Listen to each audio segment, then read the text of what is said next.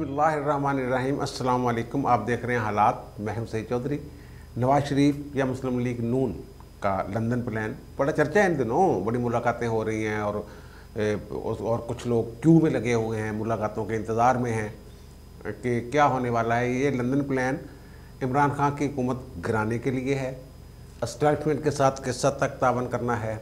और फिर रावलपिंडी से दो पैगामात गए हैं एक ही शख्स के, लेकिन दोनों का अजीब कहानी है कि लुब्बे लबाब या कह लें कि उनका खुलासा जो है वो आपस में मैच नहीं कर रहा। ये एक स्टोरी है, ये हम आपके साथ डिस्कस करते हैं। और फिर इमरान खान साहब जो हैं उन्होंने ये फिर एक एजेंडा बुलंद किया है करप्शन के ख़िलाफ़। उनका जनाब चुक दो कम नून लीग के खिलाफ नवाज शरीफ ते भगौड़ा है ही, असाकडार का भी कम चुको और शहबाज हमजा शहबाज फैमिली इनको भी ज़रा काबू करें और इनका मीडिया ट्रायल जितना हो सकता है करें, तर्जुमानों का इजलास। और फिर आज ख़ास तौर पे आज ही का दिन चुना गया, वो FIA का जो चालान है वो सबमिट करवाया गया अदालत में मनी लॉन्ड्रिंग वाले केस में शहबाज हमजा वगैरह के ख़िलाफ़। इस पर बात करेंगे, लेकिन इससे पहले एक बुरी खबरें हैं यार, जहाँ कुछ ही खबरें तो है नहीं खबरें, लेकिन ज़हनी तौर पे बंदे को तैयार रहना चाहिए। वो जो मिनी बजट है वो आ रहा है 22 दिसंबर को।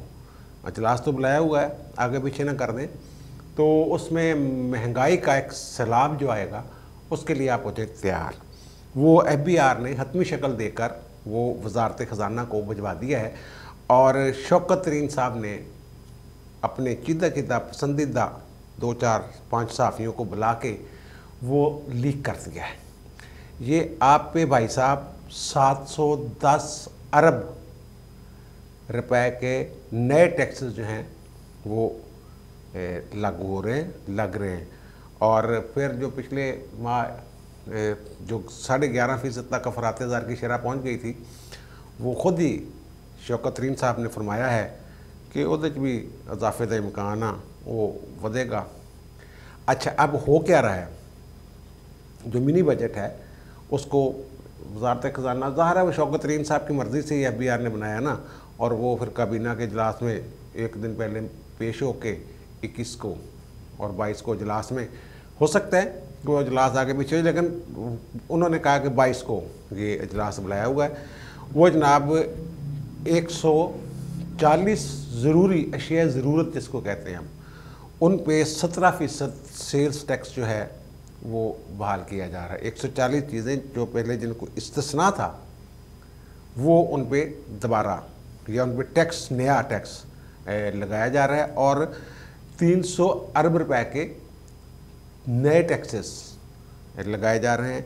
पेट्रोल पर जो लेवी है उसमें मुसलसल हर साल यानी इसी एक बिल के ज़रिए उसमें इजाफा के हर माह 5 रुपये, 3 रुपये, 7 रुपये जो भी वो रेशो मुकर्रर करें और जून तक उसको खींच के ले जाएं 30 रुपये पर लीटर तक। ये सारा, और जो आपका टेलीफोन आप सुनते हैं इस पर, मोबाइल फ़ोन कॉल, इस पर 10% था पहले टैक्स, अब उसको बढ़ा के 15% किया जा रहा है और 15% यानी कि 50% उसमें इजाफा हो रहा है। दूध, दलिया, बेकरी की आइटम्स, चिकन, मटन, छोटा गोश्त, सोना, टीवी और बाईसाइकिल जो गरीबों की सवारी है उस पर, कारों पे तो खैर है ही, और उसमें जो इलेक्ट्रिक कारें हैं वो भी शामिल हैं। उनकी शरह में, टैक्स की शरह में होशरबा इजाफा वो कहते हैं किया जा रहा है। अब कहते हैं कि जनाब गरीबों को इससे कोई नुकसान नहीं होगा। गरीबों को नुकसान इसलिए नहीं होगा कि वो कह रहे हैं जनाब 41 अरब की सब्सिडी मज़ीद हम देंगे और इकट्ठे कितने करेंगे, 710 अरब। और इनमें जो मैंने अर्ज़ किया 360 तो नए टैक्सेस हैं और IMF ने ये कहा है इनको कि 700 अरब के नए टैक्स लगाएं। शौकत तरीन साहब से ये सवाल किया गया कि जनाब आप तो IMF के बिल्कुल ही ताबेदार हो गए हुए हैं, तो वो तो 700 अरब कह रहे हैं। उन्होंने कहा जनाब 360 अरब के नए टैक्स हम लगा रहे हैं और बाकी जो हम सेल्स टैक्स का इस्तिस्ना ख़त्म कर रहे हैं वो उससे भी हमें कोई 350 अरब का फ़ायदा होगा, टैक्स इकट्ठे होंगे। तो ये मजमूई तौर पे 710 अरब के नए टैक्सेस हैं वो बनेंगे। और जो गरीब बिजली 100 यूनिट पे देते थे ना सब्सिडी, वो भी वापस ली जा रही है। इस तरह की इतलात हैं। गैस मिलती नहीं है, बिजली के वो कह रहे थे जनाब हम सस्ती करेंगे, फवाद चौधरी साहब कह रहे थे, और गैस महंगी करेंगे, लेकिन यहाँ बिजली भी महंगी हो रही है, गैस भी महंगी हो रही है। गैस तो आ ही नहीं रही, गैस तो बस हमें थोड़ी देर के लिए एक वक्त का खाना बनता है। अब इस तरह की सूरत हाल हो गई है। और गीज़र गुज़र हीटर वगैरह इनको तो आप भूल ही जाएँ। बहरहाल देखें अब ये जो बजट आ रहा है, अल्लाह करे कि ये मंजूर ना हो और अपोजिशन कुछ तकड़ी हो जाए और तकड़ी होके कुछ कोशिश कर ले। अगर मंजूर नहीं होती, इसमें सैनर का किरदार तो होता ही नहीं, कौमी असम्बली का किरदार होता है, जो मनी बिल होता है उसमें अगर वो गिराने में कामयाब हो जाते हैं या मुस्तरद करने में कामयाब हो जाते हैं बिल को, तो फिर तो इमरान की हुकूमत जो है वो गई। इसका मतलब बजट पास ना होना, इसका मतलब कि हुकूमत गई। और इसमें पीछे लगे हुए हैं कुछ लोग कि जनाब मुल्क दिवालिया हो जाएगा, वही ताकतें यार। और वजह यह है कि जनाब तनख्वाह देने के लिए पैसे नहीं रह गए। सऊदी अरब वर्गे मुल्क सारे दोस्त ने 4% ऐसे पैसे दिए जो हमने सिर्फ अपने ट्रंक में रखने हैं और उसके ऊपर 4% सूद देना है। अगर आधार तेल उठाते हैं तो वो जनाब मार्केट से 3.5 डॉलर जो है वो महंगा होगा परसेंट, यानी 3.5% महंगा होगा। यानी अगर 100 का है तो हमें 103 रुपये 50 पैसे में वो कहेंगे जनाब इतने में लें आप। वो सऊदी अरब वालों की बात मैं कर रहा हूँ। और मुझे तो ये कह रहे हैं कहीं से कुछ लोग ये कह रहे हैं कि इनकी प्लानिंग जो शौकत तरीन साहब से लोग मिल के आए हैं उन्होंने ये अंदाज़ा लगाया साफ़ी भी तो बड़े गाहक होंगे ने यार, एम साफ़ी थोड़ा होंगे। वो कहते हैं जनाब ये कोई ऐसा सोच रहे हैं कि जितों भी पैसे लाभ देने ना जहाँ से भी मिलते हैं उन्हें लें, लोगों को रिलीफ दें वक्ती तौर पे। अगली हुकूमत अगर हम बना गए तो बना गए, ना बनाई तो आप ही अगले वाली हुकूमत दे, होने वाली हुकूमत के गले पे आ रहेगा मामला। सारे सद तक हालात ख़राब हैं। ये जो बजट मिनी बजट मैंने बताया आपको तफसीलात दी हैं, ये शौकत तरीन साहब के मुँह से निकली हैं बातें और चंद एक साफ़ियों को उन्होंने बुला के ये ब्रीफ श्रीफ किया है। ख़बर वो बताएंगे जब भी बतानी होगी, वो प्रेस कॉन्फ्रेंस वगैरह करेंगे जब भी करेंगे, लेकिन ये उन्होंने अपने पसंदीदा साफ़ियों को ये अंदर अंदर की खबर दे दी है। और दूसरी बात, आज वलीमा है मरीम नवाज़ के बेटे का, जुनैद सफदर का। वो मैंने पहले एक व्लॉग में कहा था कि शहबाज गिल ने कहा है कि जनाब एक ऑडियो है मरीम की, तो मैंने कहा था यार ये वलीमा ख़राब करना चाहते हैं बच्चे का। ये शायद 16 दिसंबर को एक दिन पहले वो ऑडियो शाडियो जो है वो लीक करेंगे, लेकिन वो तो नहीं की लीक। लेकिन इमरान खान साहब ने अजलास बुलाया हुआ था तर्जमानों का, वो जो भी मामला होता है उसका फ़ैसला तर्जमान करते हैं, जो सोशल मीडिया में बैठे होते हैं या जो भी जिन्हें ये कहा जाता है जनाब ये बना दें ट्रेंड और ये कर दें और वो कर दें। तो उन्होंने कहा कि जनाब जो ना ब्रीफिंग दी उनको तर्जमानों को शहजाद अकबर साहब ने कि जनाब ये मामलात हैं शहबाज शरीफ के, शहबाज शरीफ फैमिली के, असाक डार के और नवाज शरीफ के वो जो उनकी सुकूनत है लंदन में, उसके हवाले से कि जनाब हम उनको बुला रहे हैं, वापस कर रहे हैं, क्या कर रहे हैं क्या नहीं कर रहे, उनका वो हम पासपोर्ट नहीं जारी कर रहे हैं, वो वहाँ फंसे हो, इस तरह की जो भी ब्रीफिंग्स वो पहले भी खबरें आती रही हैं वो।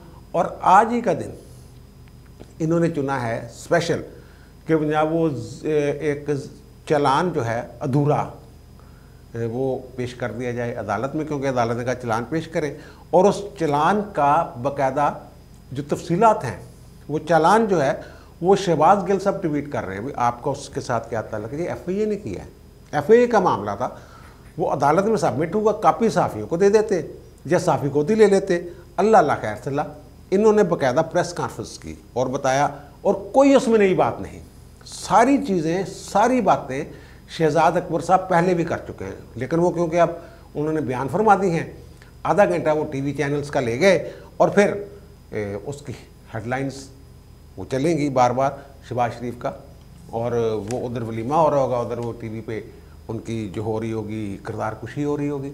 और खान साहब कहते हैं कि जनाब वजीरुद्दीन अहमद साहब वाली जो बात है कि ਉਹਨੂੰ यार छड़ ਦਿਓ, ਉਹ ਅਸੀਂ उधर चले गए हैं तो ये जी करप्शन वाली गल है ना वो पीछे चले गई है। भाई वो भी करप्शन की बात है जो वजीरुद्दीन अहमद साहब करने 30 लाख रुपए महाना जो दे रहे थे, वो भी करप्शन की बात है। कल तक तो आप फवाद चौधरी साहब कह रहे थे हमने फैसला कर लिया है। सहाफ़ी ने पूछा कि क्या आप सोच रहे हैं उनके खिलाफ जाने का? उन्होंने कहा नहीं, हमने फैसला कर लिया है फौजदारी कार्रवाई का उनके खिलाफ, फौजदारी हद के इज़्ज़त के कानून के तहत उनके खिलाफ कार्रवाई करेंगे। पिछले व्लॉग में मैंने उसका जिक्र किया कि कैसे उसका बुढ़ापा रोलना चाहते हैं ये लोग। बहरहाल वो अब कहते हैं कि उसको छोड़ दें आप, वो मामला दीगर मामला हमारे डिस्टर्ब होते हैं। वो डिस्टर्ब इसलिए होते हैं कि जनाब हो सकता है वो घर के बेदी हैं, बड़ा अरसा साथ गुजारा है इनके साथ, उनको तो बहुत सारी चीज़ों का पता होगा और उन्होंने बड़े धड़ल्ले से ये कहा है कि आए जनाब अदालत में आए। और ये जो इन्होंने FIA ने इंटरम चलान पेश किया वो कहते हैं जनाब कि कुछ 17,000 के करीब जो हैं ट्रांजैक्शंस जो हैं उनका जायज़ा लिया और इसमें 1 साल लग गया।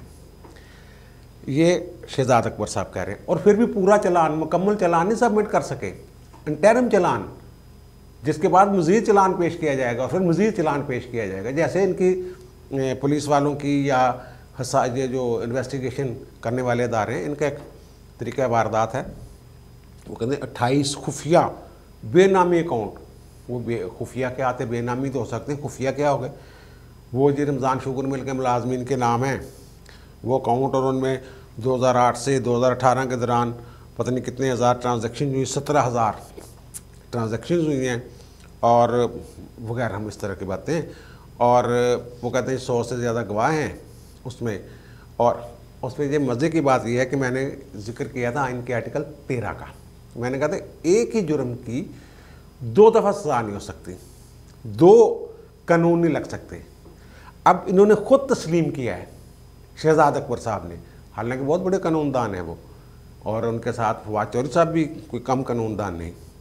वो उन्होंने मुख्तलिफ नाम बताए कि ये नाम नैब वाले रेफरेंस में भी है, इस नैब का जो रेफरेंस है शहबाज शरीफ और रमज़ा के ख़िलाफ़ और सलमान के और सलमान की वालदा के नुसरत के, वो भी यही है कि जनाब रमज़ान शुगर मिल जो है उसको इस्तेमाल किया गया मनी लॉन्ड्रिंग के लिए। और FIA का भी यही है। वो कहते हैं अकाउंट भी वही हैं, ये मज़े की बात है, अकाउंट भी वही हैं जो नैब वाले, इन्होंने ख़ुद तस्लीम किया। कई नाम इन्होंने बताए, सलमान का नाम, शहबाज का, हमज़े का, और मुलाजमीन के नाम वही नाम इन्होंने लिए कि, और ख़ुद ही कहा कि वो नैब में भी हैं इधर भी हैं, लेकिन नैब अपने वो कुछ और मामलात हैं, कुछ रह गए, वो इस तरह की बात है। मैंने कहा था वो आपके जो वज़ीर आज़म हैं इमरान खान, उन्होंने FIA के DG को बुला के कहा था यार इन्होंने पढ़ो, ये शादी वाला बड़ा गुस्सा है उनको, जनाब शादी क्यों कर रहे हैं, ये बैंड बाजे बजते फिर रहे हैं, इनको तो जेलों में होना चाहिए, इस तरह की बात जो है वो है। अब वो जो सहाफ़त पे सवालात, वजीरुद्दीन अहमद साहब के जो बयान है उसके बाद जो इन्होंने मौक़िफ़ इख्तियार किया हुकूमत ने, उससे सहाफ़त की बहुत सारी परतें जो है ना इक़्तिदार की वो खुली। और इन्होंने कहा जनाब उनसे जहांगीर तरीन से तो पूछना चाहिए था, आपने जो प्रेस कॉन्फ्रेंस की है इसको रोक देते। ये मैं बात कर रहा हूँ, शहजाद अकबर ने जो आज प्रेस कॉन्फ्रेंस की इसको रोक देना चाहिए था, शहबाज शरीफ का मौक़िफ़ लेना चाहिए था पहले। फवाद चौधरी साहब ने जहांगीर तरीन का मौक़िफ़ लेते आप पहले, फिर वजीरुद्दीन अहमद की खबर चलाते कि उन्होंने कहा कि 30 लाख सालाना महाना वो पे करता था। अब सहाफ़त में सोशल मीडिया पे बड़ा गुस्सा है इनको, और मेन स्ट्रीम मीडिया जो है उस पर इनको गुस्सा है कि जनाब खबरें कुछ ऐसा है और ये है वो। असल में जो भी हो रहा है मैं पूरी ईमानदारी से बता रहा हूँ, इसकी ज़िम्मेदार ये मौजूदा हुकूमत है। सोशल मीडिया पे जो भी हो रहा है ना, अब जो बड़े बड़े सहाफ़ी जिन्हें हम समझते हैं कि वो गैर जानबदार सहाफ़ी हैं, वो किसी के साथ, एक तो इन्होंने अखबारात के इश्तिहार बंद किए सबके, और मीडिया को मुकम्मल कंट्रोल में किया। कोई ख़बर आपने देखी होगी अब शुरू हुई है 6 अक्टूबर के बाद, या मरियम ने जब कुछ नाम लेने शुरू किए तो फिर ये प्रेशर बढ़ा, तब मीडिया कुछ आज़ाद हुआ। इन्होंने तो बिल्कुल माशाल्लाह से भी ज़्यादा कंट्रोल। अब जो अपराइट किस्म के सहाफ़ी थे जिन पे यकीन करते थे लोग, उनको तो इन्होंने या तो नौकरियों से फारग करवा दिया या इतनी पाबंदियां लगवाई कि वो आफेयर हो गए खुद ही। हामिद मीर साहब तलत साहब और आपके नजम सेठी साहब, कितने ही नाम हैं ऐसे, वो इनको उन्होंने जनाब नथ डालने की कोशिश की। अब हुआ ये कि उन्होंने अपने सोशल मीडिया पे एक्टिव हो गए वो। अब जो थानटोट लेवल सहाफ़ी बैठे हुए हैं इलेक्ट्रॉनिक मीडिया पे या अखबारात में, मैं सारे की सब बात नहीं कर रहा, मैं चंद एक सामत हूँ, थानटोट लेवल की बात कर रहा हूँ, उनकी खबर पे लोग यकीन करने के लिए तैयार नहीं। हामिद मीर के ट्वीट पे यकीन कर रहे हैं, नजम सेठी की बात पे यकीन कर रहे हैं, तलत हुसैन की बात पे यकीन कर रहे हैं, कुछ मेरे साथ जैसे दरमियाने से छोटे से जो व्लॉगर हैं उनकी अगर खबरें मुसलसल दुरुस्त साबित हो रही हैं, उनकी इन्फॉर्मेशन दुरुस्त साबित हो रही है तो उस पर यकीन कर रहे हैं, वो आपके वो यकीन नहीं करेंगे। ये तो एक तो ये कि अगर वो मेन स्ट्रीम मीडिया में रहते तो कहीं ना कहीं कोई ना कोई पॉलिसी जो है अदारे की उसके ताबे कुछ ना कुछ कभी ना कभी वो होते, को एडिटोरियल टीम है वो रोक देती या कुछ और हो जाता है। ऐसे बीच में आने होने से कई प्रोग्राम रुके हैं, उनको कहते हैं हल्का कर दें, थोड़ा सा इन्फॉर्मेशन दे दें लेकिन इसको थोड़ा सा हल्का कर दें। अब वो आज़ाद है, आज़ादाना अपने सोशल मीडिया पे जो भी है वो अपनी खबरें जो हैं वो शेयर कर रहे हैं और लोग यकीन कर रहे हैं उन पर। अब तो उन पर कोई प्रेशर नहीं, ये इनका ही अपना ही किया धरा है जो इनके आगे मेरे ख्याल में आ रहा है। अब वो दिलचस्प बात वो जो कहते हैं जनाब लंदन प्लान क्या हो रहा है क्या नहीं हो रहा। मखदूम अहमद महमूद साहब की मुलाकात हुई जो पीपल्स पार्टी के रहनुमा गवर्नर रहे हैं, शहबाज शरीफ के बड़े करीबी लंगोटिया यार हैं, एक ही स्विमिंग पूल में दोनों पराकी शराकी करते रहे। फिर चौधरी परवेज़ इलाही से टेलीफोन पे गुफ्तगू और एजाज सादिक का वहाँ जाना, इस तरह की जो बातें हैं, इससे लग जा रहा कि हुकूमत गई। मैंने भी इलाक में कहा था कि एजाज सादिक साहब जाएंगे लेकिन मिलेगा कुछ नहीं, खोदा पहाड़ निकला चूहा जैसी बात शायद में भी। अब मखदूम अहमद महमूद साहब वाली बात तो खुल गई है, उन्होंने खुद बता दिया है कि जनाब मैं तो जो उनके बेटों का दफ्तर है उसके करीब मेरी रहायश है, कुदरती तौर पे हमारा वहाँ टकरा हुआ है इत्तफाकिया। और वो कहते हैं ना 2 घंटे को कहते को मुलाकात कोई नहीं हुई, कोई आधा घंटा हम बैठे हैं, चाय पी है और अपने आम एक दूसरे के साथ घड़ियों शड़ियों की सियासत में वो कहते बात ही नहीं हुई। अगर हुई होती तो वो बता देते कि नहीं मैंने पता नहीं भेजा जो भी है। और दूसरा परवेज़ इलाही को जो टेलीफोन किया और लंदन आने वो कहते हैं कटसी में एक कह लें कि जैसे माजी में भी ना इनका जो चौधरी बरादरान के साथ तल्लक है वो सियासत से हट के जो दूसरा एक तल्लक है उनका एक दूसरे के गम में और खुशियों में शरीक मुबारकबाद दे देना गम में। अब 2013 में जब आवाज़ शरीफ फौत हो गए हैं नवाज शरीफ के भाई, तो उन्होंने जो शहजाद हुसैन साहब थे उनको रोक लिया था अपने साथ, दोनों भाइयों ने अपने साथ रोक लिया था, चौथे भाई के तौर पे वो अपने साथ उन्होंने रखा। और जब 2009 में चौधरी शहजाद हुसैन साहब की वालदा का इंतकाल हुआ तो ये पूरी फैमिली ख़वातीन समेत तज़ियत के लिए चौधरी शहजाद हुसैन साहब के पास गए थे और इनमें थोड़ा सा रख रखाव इस हवाले से है। और चौधरी शहजाद हुसैन की तबीयत वाक़तन वो कहते हैं कि बहुत नासाज है, उन दिनों कुछ अच्छी इतला नहीं थी, इसलिए आर्मी चीफ ने ही फ़ोन किया था उसको सियासत से जोड़ देना। और हो सकता है मैंने कहा था कि सियासत में कुछ चीज़ भी फाइनल नहीं होती, वो बीच में होता रहता है। अब चौधरी शहजाद हुसैन और शेख रशीद, चौधरी शहजाद हुसैन ने वैसे अपनी किताब में इनका वो किया भी थोड़ी सा इनका कि जनाब कुलसूम नवाज़ ने हमें बताया नहीं, जाने से पहले हमारे घर थी, इस तरह की बातें। और शेख रशीद ने पूरी कोशिश की थी 2008 में, मैं निशाद हूँ, मैं उस वक्त एक साहब के पास बैठा हुआ था नून लीग के बड़े सरकर्दा, और मुझे ये बताया उन्होंने कि जनाब शेख रशीद साहब जा रहे हैं रायवेंड। और फिर आधे घंटे बाद उन्होंने मुझे बताया वहीं चाय पीते पीते कि उन्होंने शेख रशीद से मिलने से इनकार कर दिया, शेख रशीद वापस जा रहा है। शेख रशीद तो बावला हो गया हुआ था किस तरीके से नून लीग में मैं दोबारा दाखिल हो जाऊं। अच्छा, अब वो जो मैं बात की ना पैगाम शेगाम जो जा रहे हैं क्या जा रहे हैं क्या नहीं जा रहे, वो कह रहे हैं नून लीग की खबर ये है कि ये कुछ खुल के नहीं दे रहे, लंदन वो जो रावलपिंडी वाले ना खुल के कुछ नहीं दे रहे, ये अजीबोगरीब सी बात उन्होंने की है। और जो सबसे ताकतवर शख्सियत है पाकिस्तान की ਜ਼ਾਹਰ बंदूक वाला ही ताकतवर होंदा, मैं थोड़ा ताकतवर होना यार, ठीक है ना। तो सबसे ताकतवर शख्सियत, उनके बारे में एक अजीब खबर मिली है कि, और फिर लंदन से भी इसकी तस्दीक हो रही है। वो खबर ये मिली है कि जनाब एक सहाफ़ी जो हैं, या एक शख्सियत, सहाफ़ी शायद मैं गलत कह गया हूँ, एक शख्सियत के साथ एक शख्सियत लंच करती है सबसे ताकतवर शख्सियत के साथ, और एक और शख्स है उसी दिन चाय पीता है उनके साथ, और शाम को वो दोनों एक होटल में इकट्ठे होते हैं। उनको पता होता है कि जनाब इसकी दोपहर को मुलाकात हुई है, मेरी शाम को चाय पे मुलाकात हुई है। वो दोनों साहब जो लुबे लबाब या जो उनके पास खबर होती है वो एक दूसरे से उल्ट होती है। एस्टैब्लिशमेंट क्या कर रही है इमरान खान के ख़िलाफ़ और क्या सोच रही है नून लीग और दीगर अपोजिशन जमातों के हवाले से, तो दोनों के पास अलग अलग खबर होती है, अलग अलग मुखबरियाँ होती है दोनों के पास। एक ही बंदे से दोनों मिल के आए हैं, और वहाँ जो मैंने कहा लंदन में दो शख्सियात, दो अलग अलग, एजाज सादिक साहब की जो बात है उससे कुछ और मतलब निकलता है, और दूसरी शख्सियत जो गई है, हो सकता है वो कोई साफ़ी सूफ़ी हो या की मसला हो, बहरहाल ये नहीं मुझे पता। वो जो दूसरी शख्सियत है वो जो बात कर रहे हैं उससे और मतलब निकलता है। एक साहब कह रहे हैं कि जनाब वो कहते हैं कि हम गैर जानबदारा, कोई ज़रूरत नहीं, आपने जो करना है करें, और दूसरे साहब ये कह रहे हैं कि इमरान खान को सुट दो। पहला वाला इमरान खान को सुटन की खबर नहीं लेके जाता, ना मुस्तकबिल के प्लान की गल करता।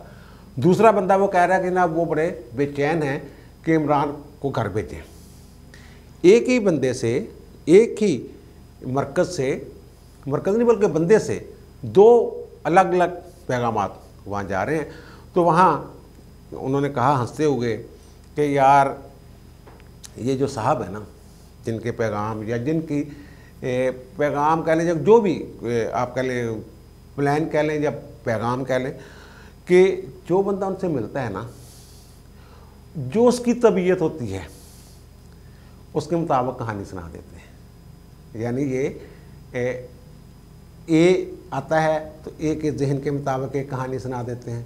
मतलब ए है वो जाता है कि यार इमरान ने बड़ी लुट पाई हो, एक ऐसी स्टोरी सुनाएंगे यार बिल्कुल इस तरह बड़े तंग। और बी जाता है, बी ये कहता है कि जनाब इस मुल्क को नून लीग और पीपल्स पार्टी और इमरान खान तीनों नहीं संभाल सकते, कोई नई ताकत लाएं, जना लीग बना लें कोई। वो उसकी सोच के मुताबिक कहेंगे हाँ यार असी ऐसे काम कर रहे हैं। ये मैं सर अंदर की खबर बता रहा हूँ कि वहाँ से जो बंदा जिस तबीयत का बंदा होता है, जिस सोच का होता है, उसकी सोच के मुताबिक एक कहानी सजा दी जाती है, और लोग जो हैं वो बाहर अपनी अपनी इन्फॉर्मेशन एक दूसरे से जब शेयर करते हैं तो बीच में तीसरी एक स्टोरी निकल आती है। ये सर हो रहा है, ये है लंदन प्लान। अब मुझे दीजिए इजाज़त, इंशाल्लाह दोबारा मुलाकात होती है नए व्लॉग के साथ। अल्लाह हाफ़िज़।